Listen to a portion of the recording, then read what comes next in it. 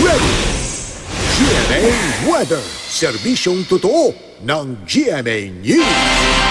Mga kapuso, tuluyan nang nawala yung low pressure area o LPA dyan sa may silangan ng Batanes. At patuloy namang umiiral ang hanging habagat o yung southwest monsoon na magpapaulan pa rin sa malaking bahagi ng bansa ngayong weekend. Kaya manatiling I am ready sa ulan, kulog at kidlat na posibleng magdulot naman ng baha at landslide dahil maaaring lumambot na ang lupa sa mga lugar na ilang araw na inuulan. Sa Metro Manila, magiging maulap at maghapon ang tsansa ng mataas ang tsansa ng ulan bukas habang maulan din sa linggo ng hapon. Pero yung ating init factor, posibleng umabot pa rin na mahigit 40 degrees Celsius.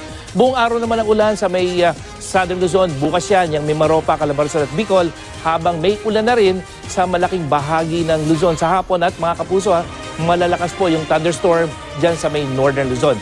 May ulan na rin sa rehiyon ng Mimaropa sa umaga pa lang ng linggo at sa halos buong Luzon sa linggo ng hapon. Simula tanghali hanggang hapon naman ang inaasahang ulan sa malaking bahagi ng Visayas ngayong weekend at malalakas ang thunderstorm dyan sa may Western Visayas pagdating sa hapon. Maayos pa ang panahon sa Mindanao sa Sabado at Linggo ng umaga, pero maging I am ready na sa thunderstorm sa hapon at yan yung mga intense thunderstorm dyan sa may Zamboanga Peninsula, Northern Mindanao at ARMM kasama na ang Marawi City. At yan ang latest mula sa GMA Weather. Ako po si Nathaniel Cruz. Magplano para sigurado. I am ready. Serbisyong totoo ng GMA News.